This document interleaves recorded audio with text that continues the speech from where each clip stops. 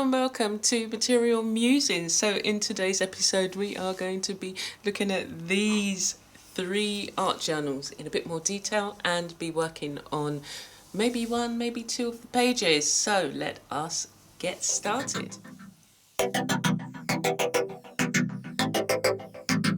Hi and welcome to today's episode. So this is the third of a group of books that we're going to be looking at. They're all made from fabric. Before we get back into some of the stitch projects and some of the things that I really do need to get finished. So let us start with this smaller one. Now, if you work with fabric anyway, you'll have scraps of fabric, and you know it's very difficult to not start to amass a whole series of scraps, and this literally is made up of all of those scraps. And it started out by me bringing together just some fabric first, and I stitched it down the middle. That's what I normally do with a lot of my just simple art journal-y type books. What I'll do is, just gather them together, stitch down the middle, and maybe do a backing. And so what I did to create this backing was use a lot of the jeans material I had collected over time. So this is literally just the ends, the strips, and I stuck it on the front. And then any little kind of smaller piece of fabric that I'd worked on, I use these, and these are just stuck on with a glue gun, hot glue gun, and wrote some words on them. And that's how the front was made up. And what I wanted to do was catch all of the things that I had. It's like fabric that I've painted on, and I don't want to throw it away because obviously you've painted on it. It is a scrap piece, but it's got paint, it's got glitter, some of them had, and a whole load of other things. So let's just do a quick flip through so you can see. So yeah, the majority of them are little scraps that I brought together and thought, no, I don't want to lose that. But then I've played on the page with a range of other different supplies, but essentially, and this is like a flap, essentially it's a space where if I want to make a little short note like here, this says growth is all around, you have unlimited resources at your left and right hand, you can do it. So words of encouragement. If I've got an end of a ribbon, it's going to go in here, because unless you've got a project that you think, okay, yes, this is the exact size, you know, sometimes it just stays for years. So just making, oops. So this is actually mulberry paper, and this is the fabric. This has been wax resist, and as you can see, the mulberry paper is paper and made paper. So I can stick this down, and the way that I can enable this to stay for future is just to go over it with, say, a gel medium. But essentially it's a space to play in, and when I get another piece of fabric to add, I'll add it in here. And here you can see this is just a whole selection of canvas pieces that I had painted. I'd made some figures out of them, and these were just the ends, but again, you don't want to throw them away. So it's just like, let's decorate a page. And then it's another place to be able to play. I want it to be an encouraging space, so it will be filled with encouraging words, and then I can come back in and look at it whenever I want and be encouraged. You are where you need to be. And it might be that I come and I think, let me open it at a page and see what it says. It says, know your worth, you are amazing, with an abundance of creative gifts and talents. So make spaces for yourself where, you know, if you don't have anybody around you kind of showering you with encouraging words, do that to yourself. This has yet to be placed. But again, you know, I can work on a page. I can come in, add something additional. We've got little flaps in here. Little flaps you can experiment with. So we've done some stitching. You are loved. Another little pocket here filled with little elements. That's a little bag. What else is in here? We've got several little bags. I'm not sure what yet to do with. Shine your light for all to see. Just a tab. So just offcuts that can be stitched together. A little clasp. Well, it's not a clasp, is it? Like a belt. But so this turned out to be a really nice addition, so that I can keep it closed. And it will probably grow because you've always got larger, you've always got, as I say, scrap pieces of fabric or things that you think, oh, I'd like to add that to it. Here's a little dyed, coffee dyed piece of lace, and I could find an end page somewhere to put it on where it can be seen, like in the end here, but that's for another day. So let us look at some of the others. So here's another one. Now this I've had for years, and when my son, let's start at the beginning, shall we? When my son used to go to primary school, you know, he was growing so quickly, and then the trousers were made of this kind of material that had a coating on it. It was obviously supposed to make it stronger because, you know, as a boy child,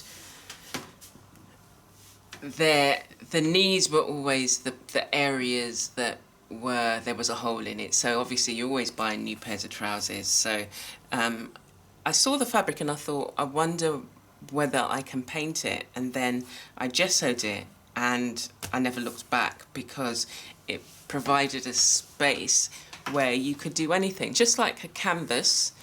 You could do anything. So let's have a flip through.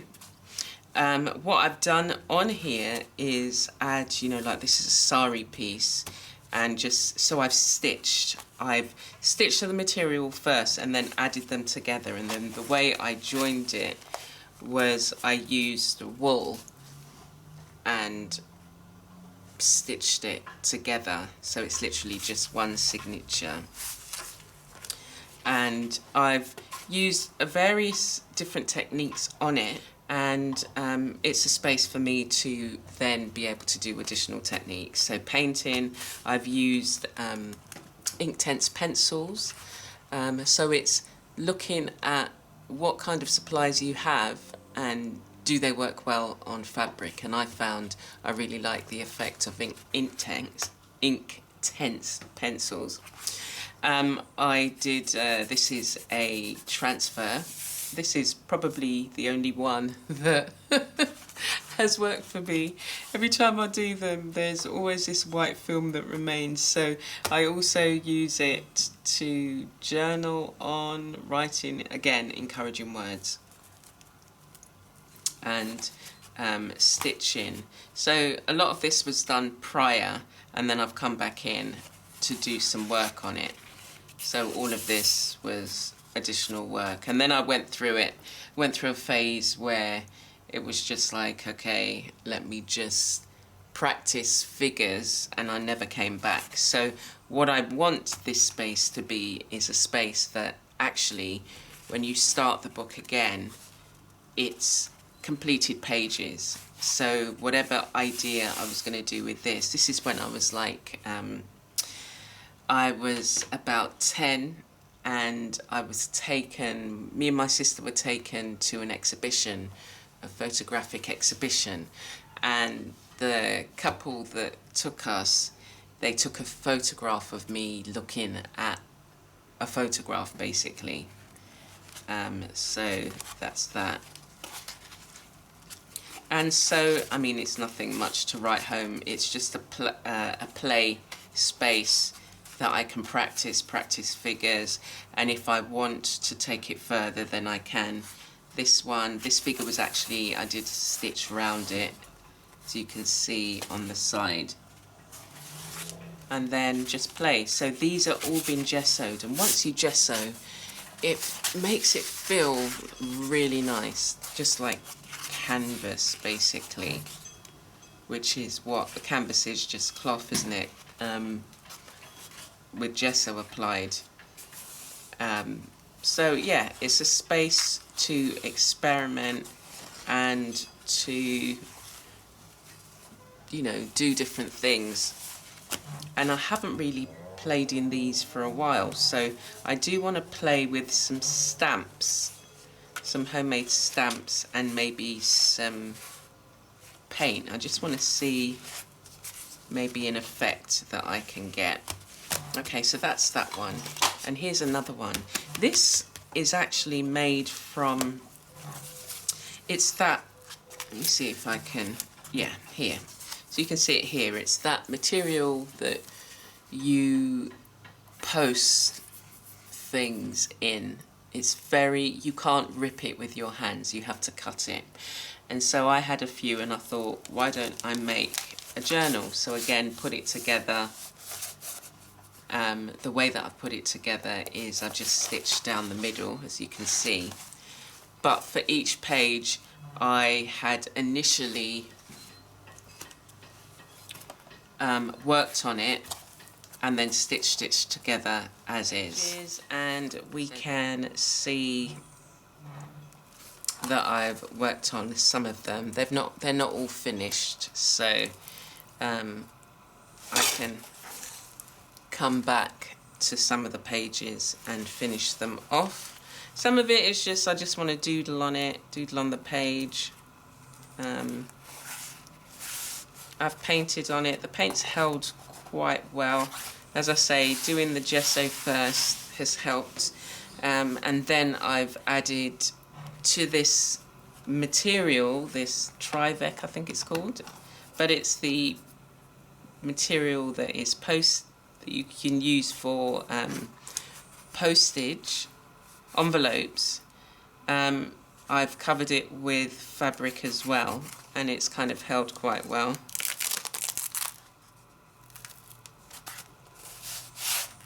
And I'm just trying to complete pages and work on them.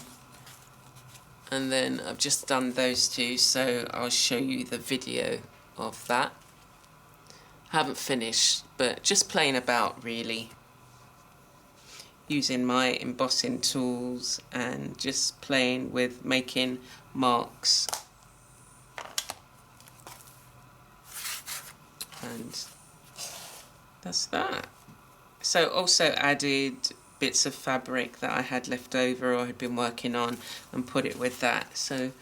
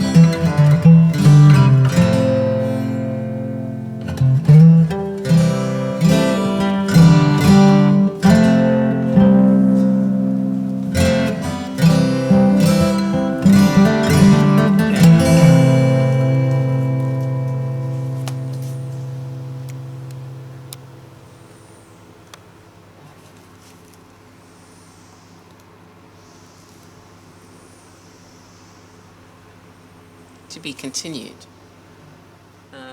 Let's come back to this one, because I wanted to quickly just do something on one of the pages.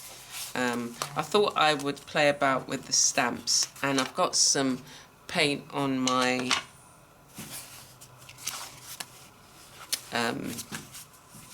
in my palette, and then just add some colour to maybe the back of some of these. So maybe I'll do that first with this one.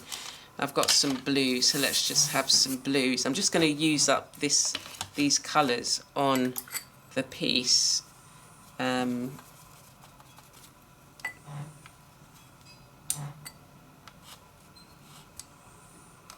So again, it is just really experiment. So this is part of the experimentation for me. Adding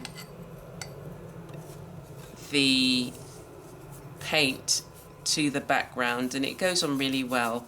It's not absorbing all the paint because the surface was gessoed beforehand. And you can experiment with different types of fabric and gessoed surface to see how you get on.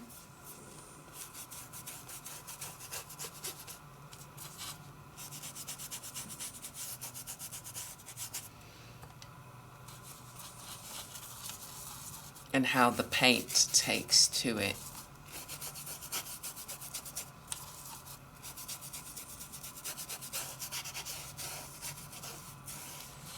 So mostly it is just really trying to use up the paint, say, on the surface. And you can play with different looks.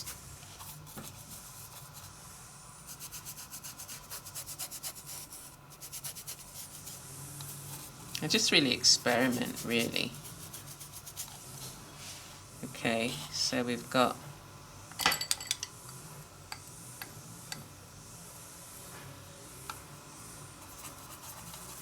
it's like an orangey colour. And mix it with this.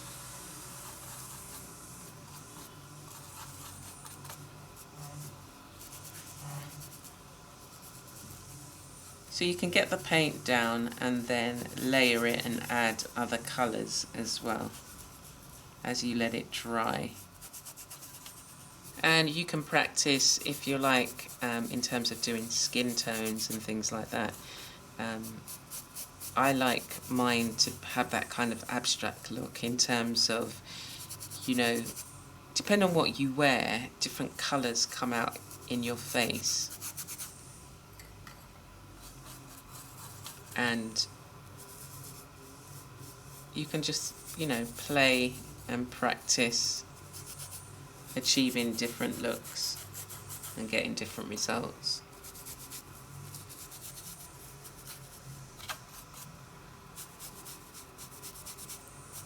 And because I'm playing, it's just about using up the paint that I've got in my palette.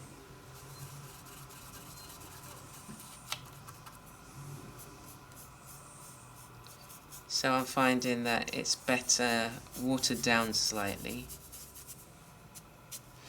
Okay, that's just the first layer that I've added, and so I just encourage you to spend time, you know, playing with some fabrics, get out some paints, see which paints you enjoy using. Now because I've spent time playing and practicing, I know what can work for the kind of materials that I use, the supplies, so I, you know, had to trial and error and just play and practice, and so I use these pages to do exactly that. The one thing I think I would have done differently was to just have one image per page, so that if I wanted to stitch that, I could stitch that particular piece. And that's probably what I'll do with the rest of them.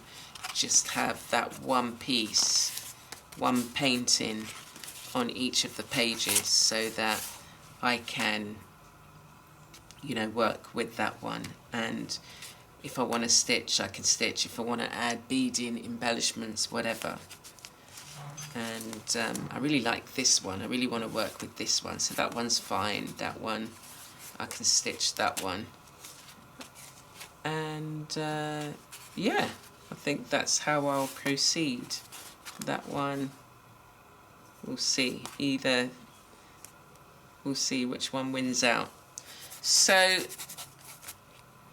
that's my creative play in my fabric books. So we've got this one, as I say, this is the same material as, it's a cloth material. It's a cotton, I think it's cotton nylon mix. And it's got Teflon in it. That's what I remember them saying, it had Teflon in it. And so adding gesso has meant that I can work on these pages, and it's quite an enjoyable experience.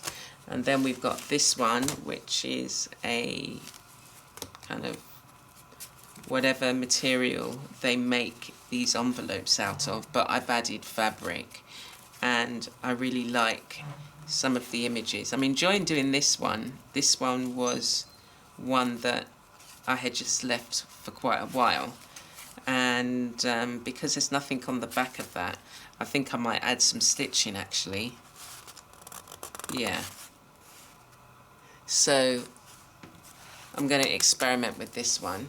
And then we have this one, which is just the scraps and everything else, but creating a space that is actually quite tactile. There's lots of different textures, colours and spaces that you can play in.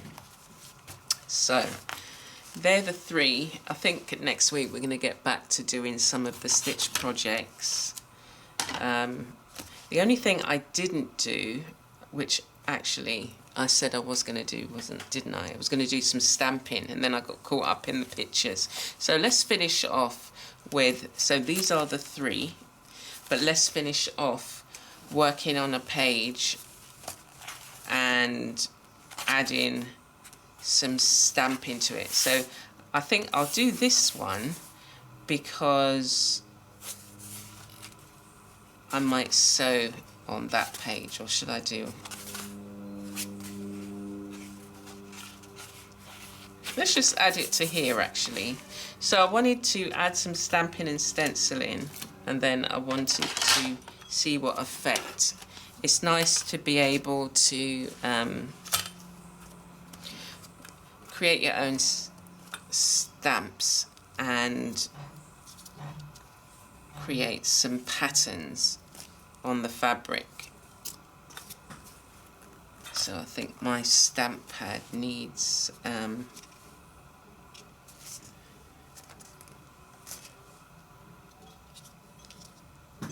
okay, so as I say, I just wanted to see what kind of effect.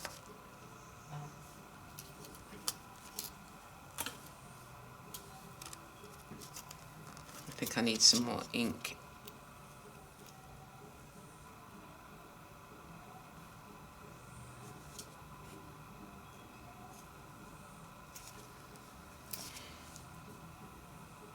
Okay. And the great thing about this is that you can layer. So let's just take, we don't want to use too much, so maybe I'll see what we've got on here. And this is one of my favourite stamps. This will have to dry, so let me come over here and just do some stenciling with this. And the great thing is that it's like just another space to, it just adds to the page, and when you come back you've got a page that's ready for you to start working on. I put too much. It was too wet, so you didn't get a really defined image. That's a bit better. It's very dark. It's not dark. It's not bright enough. So I've got some of this light colour left. Let's just see. As I say, it's just using up the paints and adding it to the page. Whatever's there. Yeah, see, it's just really very subtle. Can you see it at all? Yeah, you can see it now. Let me just, we'll get the blue. Putting too much out, and then you have to use it on another page. So you can either do it in a circle,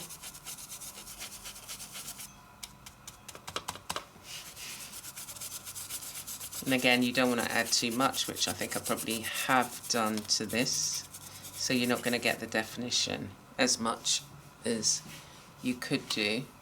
So let us try that again. Okay. Again, so what you would do, what you could do to prep a page is just to get your stamps and stencils out and add some colour, and you've immediately now got a surface you could work on. If I wanted to do a face, I can, and the face would be interesting. Or, just like I said, I'd worked on here, I could stitch I could stitch this now, and it's got a nice background as well.